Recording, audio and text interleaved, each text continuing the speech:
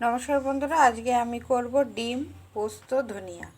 তো এখানে আছে ধনিয়া পাতা, আছে ডিম, পেঁয়াজ কুচি, রসুন কুচি, লঙ্কা কুচি, আর আছে এখানে পোস্ত বাটা। ডিমগুলো ভেজে নেব। তো প্রথমে ডিমগুলো ভেজে তুলে নেব। এবার দিয়ে দেবো কালো জিরে ফোড়ন। এবার দিয়ে দেবো পেঁয়াজ কুচি, রসুন কুচি।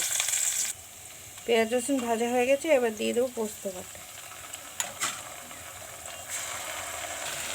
দিয়ে দেবো একটু আদা বাটা, লঙ্কা বাটা।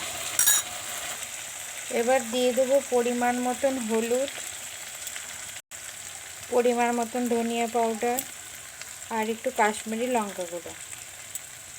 সব গুঁড়ো মশলা দিয়ে একটু মশলাটা কষিয়ে নেব। আর দিয়ে দেবো পরিমাণ মতন লবণ। এবার ডিম তিনটে দিয়ে আর একটু কষিয়ে নেব।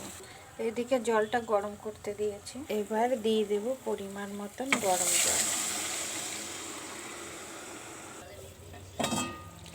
ঝোলটা ফুটে গেছে, এবার দিয়ে দেবো অনেকটা পরিমাণ ধনিয়া পাতা।